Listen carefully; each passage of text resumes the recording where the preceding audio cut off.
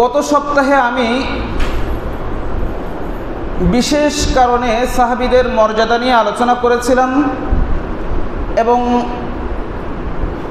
সাহাবীদের ব্যাপারে আমাদের যত মন্তব্য থাকবে, যত বক্তব্য ইতিহাসের কিতাবে রয়েছে, যেগুলো কোরআন এবং সুন্নাহ সাহাবাদের যে মর্যাদার কথা বলেছে এর সঙ্গে সাংঘর্ষিক, সেই বক্তব্যগুলোর ব্যাপারে আমাদের অবস্থান স্পষ্ট করেছি গত জুমার আলোচনাতে।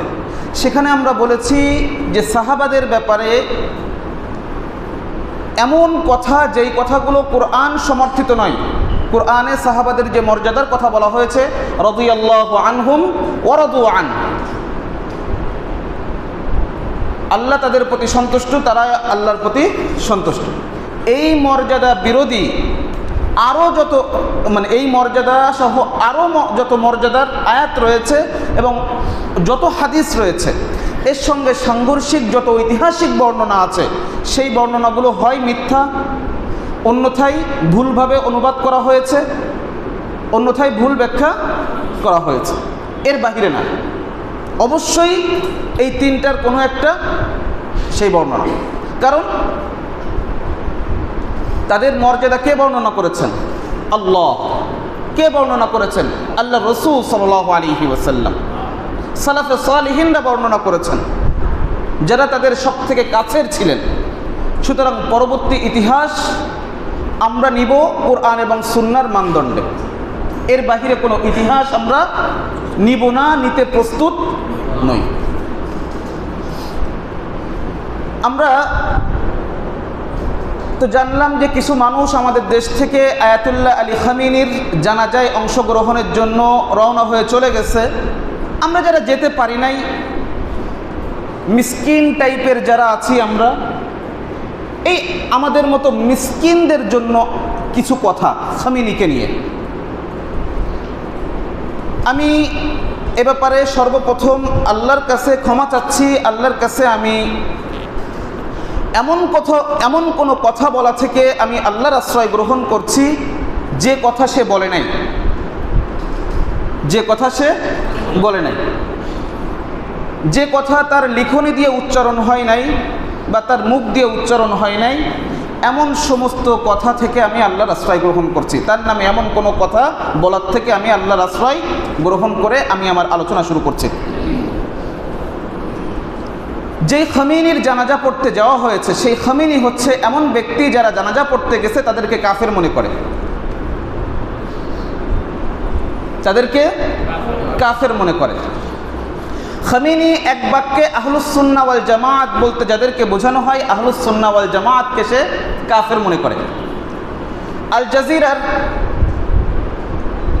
একটা সাক্ষাৎকার, যার প্রয়োজন আল জাজিরার লিঙ্ক সহ টোটাল লিখনিগুলো আমার থেকে নিয়ে নিতে পারবেন যে কোনো সময়, যেহেতু এখানে এত লিঙ্ক পেস্ট করে দেওয়া সম্ভব না আলোচনার ভিতর, এজন্য সেগুলো আমি এখানে দিচ্ছি না।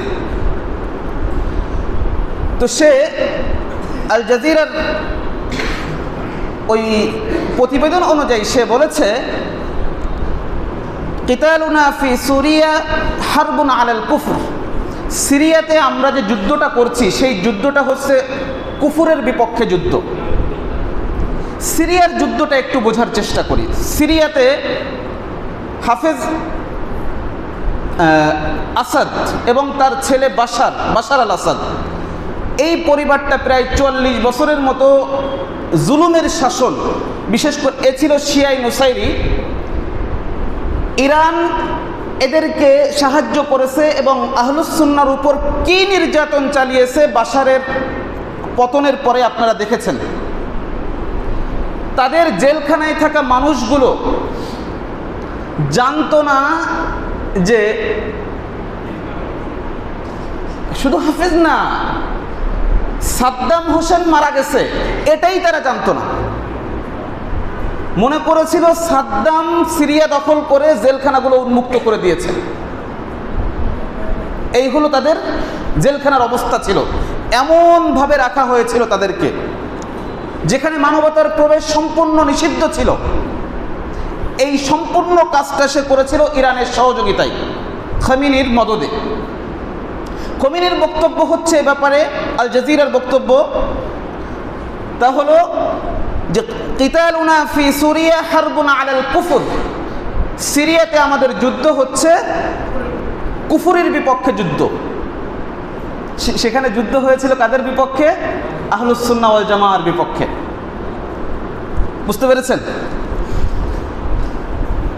ইরানের নেতৃত্বাধীন যে জোট এবং তাদের সমর্থিত যে মিলিশিয়া আছে, এরা সিরিয়ার যুদ্ধে যে ব্যাপক ক্ষয়ক্ষতি করেছিল এবং ব্যাপকভাবে মানুষকে হত্যা করেছিল, এই বিষয়টা অস্বীকার করার কোনো সুযোগ নেই। এটা আপনাকে অবশ্যই মেনে নিতে হবে এবং এ ব্যাপারে তথ্য উপাত্ত রয়েছে। এই যুদ্ধে মানুষ যেন উৎসাহিত হয়, এজন্য আল জাজিরার ওই প্রতিবেদনে আরও রয়েছে যে খামিনি শিয়াদের বড় বড় দুইজন আলিম, একজন হচ্ছে যে ইরানের কুমে অবস্থান করে কাজিম আল হাইরি, আর একজন হচ্ছে ইরাকের নাজাফে অবস্থান করে আলী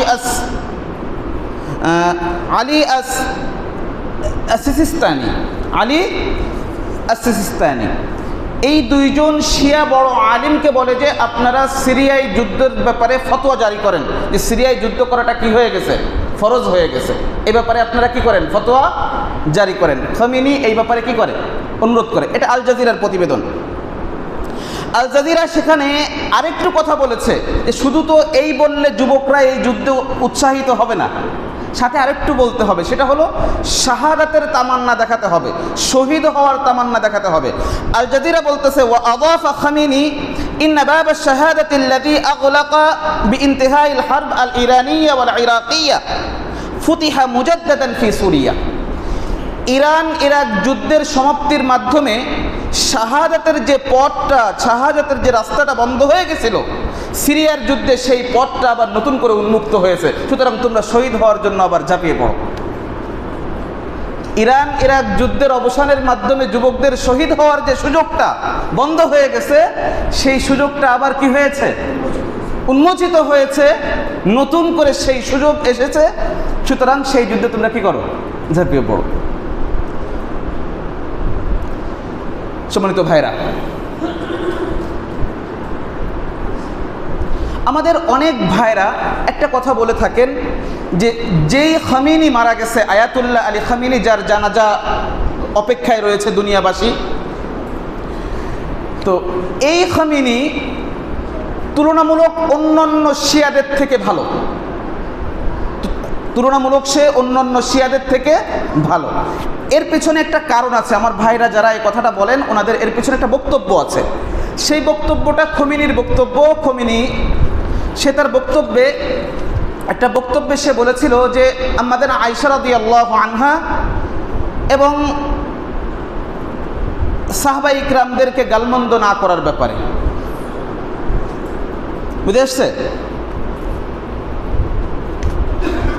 তো সে সেখানে বিশেষ করে সাহাবাদের যে সমালোচনা, এটা বন্ধ করতে বলেছিল এবং আমাদের আয়েশা রাদিয়াল্লাহু আনহার ব্যাপারে যে কটূক্তিগুলো করা হয়, শিয়ারা করে থাকে, এই বিষয়গুলো না করার জন্য সে কী করেছিল? অনুরোধ করেছিল, মানুষদেরকে বলেছিল এবং সে একটা ফতোয়া দিয়েছিল যে এগুলো করা যাবে না। আচ্ছা, ব্যক্তিগতভাবে তার এই কথাটা মূল্যায়নের আগে আমাদের একটা বিষয় বুঝতে হবে। তার এই কথাটাকে আমরা কিভাবে মূল্যায়ন করব, এটা বোঝার আগে আমি আপনাদেরকে সংক্ষেপে আগে বলেছি, আজকে একটু বিস্তারিত বলবো। শিয়াদের একটা বিষয় সম্পর্কে আপনাদের খুব ভালোভাবে ধারণা রাখতে হবে। তাদের যে কোনো বক্তব্য বিশ্লেষণের জন্য, যে কোনো কথা, যে কোনো লিখনি বিশ্লেষণের জন্য তাদের এই মূলনীতিটা আপনাকে অবশ্যই মাথায় রাখতে হবে, অন্যথায় আপনি বিভ্রান্তির শিকার হওয়ার সমূহ সম্ভাবনা রয়েছে। সেটা হলো শিয়াদের কাছে একটা মূলনীতি হলো, যেটা তাদের ধর্মীয় অত্যন্ত মর্যাদাপূর্ণ একটা বিষয়, তা হলো তাকিয়া। কি বলে? আপনি অনলাইনে এ ব্যাপারে লেখালেখি আপনি পেয়ে যাবেন যে শিয়াদের কাছে তাকিয়া বলতে কি বুঝাই, এ ব্যাপারে আপনি পেয়ে যাবেন। তো আমরা তাকিয়ার ব্যাপারে যে কথাগুলো বলবো সে কথাগুলো তাদের কিতাব থেকে বলবো, তাদের নির্ভরযোগ্য কিতাবের পৃষ্ঠা নাম্বার সহ বলবো। তো শিয়াদের তাকিয়া কি জিনিস, তো চলুন আমরা একটু তাকিয়াটা বোঝার চেষ্টা করি। তাকিয়ার শাব্দিক অর্থ হলো সতর্কতা অবলম্বন করা, আত্মরক্ষা করা, অথবা সম্ভাব্য ক্ষতির আশঙ্কায় কোনো বিষয় গোপন করা। কি বলছি? সতর্কতা অবলম্বন করা, আত্মরক্ষা করা, বা সম্ভাব্য কোনো ক্ষতি এড়ানোর জন্য কোনো বিষয়কে কি করা? গোপন করা। এটা হলো তাকিয়ার শাব্দিক অর্থ। আল্লামা ইবনে মনজুর রহিমাহুল্লাহ লিসানুল আরব নামক একটা কিতাব রয়েছে, এই কিতাবের ভিতর উনি তাকিয়ার এই শাব্দিক অর্থ বলেছেন। তাকিয়ার পারিভাষিক অর্থ এটা নিব শিয়াদের থেকে, এটা নিব শিয়াদের থেকে। শিয়া ইমামিয়া যারা, এখন একটা প্রশ্ন চলে আসে যে বর্তমান যে খামিনি সে কি ইমামিয়া শিয়ার অন্তর্ভুক্ত? জানেন শিয়াদের ভিতর অনেকগুলো ফিরকা আছে, অনেকগুলো দল উপদল আছে। তো আমরা সেটা লাস্টে উপস্থাপন করবো ইনশাআল্লাহ, যে বর্তমান যে খামিনিকে নিয়ে আমরা কথা বলছি সে এই ইমামিয়াদেরই অন্তর্ভুক্ত, এই ইমামিয়াদেরই অন্তর্ভুক্ত। এই বিষয়টা ইনশাআল্লাহ লাস্টে ক্লিয়ার করব। সবই তার বক্তব্য থেকে। আমি শুরুতেই আল্লাহর আশ্রয় নিয়েছি যে আমি এমন কোনো কথা বলবো যা সে বলে নাই তার ব্যাপারে, এ থেকে আমি আল্লাহর আশ্রয় চাই। তো সেখানে শিয়াদের কিতাব আত-তাকিয়া নামে তাদের একটা কিতাব আছে। এই কিতাবের পৃষ্ঠা নাম্বার 37 লিখেছেন মুরতাদা আনসারী। মুরতাদা আনসারীর লিখিত কিতাব, এই কিতাবের 37 নম্বর পৃষ্ঠায় উনি লিখেছেন যে আত-তাহাফফুযু আলা যারারিল গায়র বিমুওয়াফাকাতিহি ফি কওলিন আও ফি'লিন মুখালিফিন লিল হাক্কি। অন্যের অনিষ্ট বা ক্ষতি থেকে আত্মরক্ষার উদ্দেশ্যে এমন কথা বলা বা এমন কাজ করা যা সত্যের বিপরীত, তবে বাহ্যিকভাবে সেই প্রতিপক্ষের মতের সাথে সামঞ্জস্যপূর্ণ। অন্যের ক্ষতি থেকে বাঁচার জন্য এমন কথা বলতে হবে যা সত্যের বিপরীতে, কিন্তু প্রতিপক্ষের কথার সাথে সামঞ্জস্যপূর্ণ। কথার কথা বিষয়টা বোঝায় একটু। মনে করেন আপনার সাথে আমার মতাদর্শগত একটা দ্বন্দ্ব আছে, কিন্তু আমি সেই দ্বন্দ্বটা যদি প্রকাশ করি তাহলে আপনার পক্ষ থেকে কোনো খারাপের আশঙ্কা আছে, আপনি আমার বিরুদ্ধে ক্ষিপ্ত হবেন, আমার বিরুদ্ধে আপনি প্রোপাগান্ডা চালাবেন, বা আমার সমর্থন উঠে যাবে অনেক। এই উদ্দেশ্যে আমি কি করলাম? আমি ওই বিশ্বাসটা নিজের মনের ভিতরে পুষে রাখবো, কিন্তু প্রকাশ করব আপনি ঠিক যেমনটা বলেন ওরকমটা। এটা হচ্ছে তাকিয়া। এটা হচ্ছে কি? তাকিয়া। বুঝতে পেরেছেন তাকিয়াটা? এখন তাকিয়ার অবস্থানটা শিয়াদের কাছে কেমন, এ ব্যাপারে শিয়ায়ে ইমামিয়া তাদের যে বিখ্যাত হাদিস গ্রন্থ আল কাফি, গত সপ্তাহে আল কাফি নিয়ে বলেছিলাম, তাদের বিখ্যাত হাদিস গ্রন্থ আল কাফি, এই আল কাফির 2 নম্বর খণ্ডের 175 নম্বর পৃষ্ঠায় আল কুলাইনি, যিনি এই কাফির লেখক রচয়িতা, তিনি বলেছেন খালিতুহুম বিল বাররানিয়াতি ওয়া খালিফুহুম বিল জুওয়াইনিয়াতি। তোমরা তাদের সঙ্গে বাহ্যিকভাবে সদ্ভাব বজায় রাখবে, বাহ্যিকভাবে তাদের সঙ্গে সদ্ভাব বজায় রাখবে এবং অন্তরে তাদের বিরোধিতা করবে। অন্তরে কি করবে? তাদের বিরোধিতা করবে। এবং এই একই কিতাবের পৃষ্ঠা নাম্বার 2 নম্বর খণ্ডের 174 নম্বর পৃষ্ঠায় বলা হয়েছে আত-তাকিয়াতু মিন দীনি ওয়া দীনি আবাই ওয়ালা ঈমান লিমান লা তাকিয়াতা লাহ। বলছেন যে তাকিয়া অর্থাৎ সত্য গোপন করা, এটা আমার দিন এবং আমার বাপ দাদাদের দিন, অর্থাৎ আমাদের পূর্বপুরুষদের দিন। তাদের অনুসারী যে পূর্বপুরুষ, তাদের অনুসৃত পূর্বপুরুষদের দিন হচ্ছে এটা। ওয়ালা ঈমান লিমান লা তাকিয়াতা লাহ। এবং যে তাকিয়া করে না তার কোনো ঈমান নাই, অর্থাৎ যে সত্য গোপন করে না তার, এই উদ্দেশ্যে যে সত্য গোপন করে না তার ঈমান নাই। আল কাফি 2 নম্বর খণ্ডের 174 নম্বর পৃষ্ঠা। এমনকি তারা কুরআনের আয়াতের ব্যাখ্যা করার ক্ষেত্রে এই তাকিয়া ব্যবহার করেছে, কুরআনের আয়াতের ব্যাখ্যায় এই তাকিয়া ব্যবহার করেছে। দেখেন আল্লাহ তাআলা কোরআনের ভিতর বলছেন, যেটা সূরা ফুসসিলাত অর্থাৎ সূরা হামিম সাজদা, এই সূরার আয়াত নাম্বার 34-এ আল্লাহ বলছেন ওয়ালা তাস্তাবিল হাসানাতু ওয়ালাস সাইয়্যা, ভালো এবং মন্দ কখনো সমান হতে পারে না। ভালো এবং মন্দ কখনো কি হতে পারে না? সমান হতে পারে না।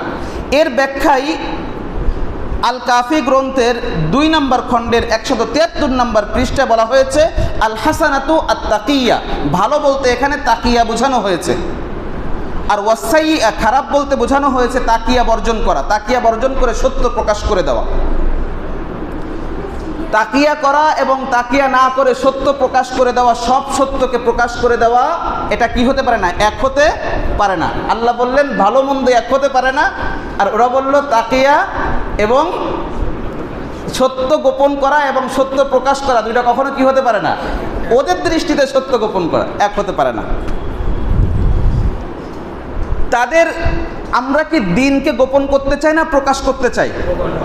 দিনকে প্রকাশ করার জন্যই রাসূলকে পাঠানো হয়েছে, লিইয়ুযহিরাহু আলাদ-দীনি কুল্লি, অন্য সমস্ত মতবাদের উপর ইসলামকে ইজহার করার জন্য, বিজয়ী করার জন্য, প্রকাশ করার জন্য, বিজয়ী বেশে রাখার জন্য রাসূলরা এসেছেন।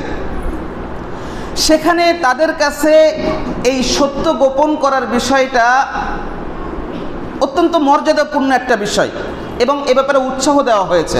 তাদের কিতাব, ওই একই কিতাব আল কাফির 2 নম্বর খণ্ডের 176 নম্বর পৃষ্ঠায় বলা হয়েছে ইয়া সুলাইমান ইন্নাকুম আলা দীনি মান কাতামাহু আ'আজ্জাহুল্লাহ ওয়া মান আযাআহু আযাল্লাহুল্লাহ। হে সুলাইমান, তুমি একজনকে উপদেশ দিতে যে তাদের এক ইমাম বলছেন, শিয়াদের ইমাম বলছেন যে হে সুলাইমান, তুমি এমন এক দিনের উপর রয়েছো, ইন্নাহু আলা দীনিন মান কাতামাহু আ'আজ্জাহুল্লাহ, যে সেই দিনকে গোপন করবে আল্লাহ তাকে মর্যাদাবান করবেন, আর যেটা প্রকাশ করে দিবে, তাকিয়া না করে যেটা কি করে দিবে?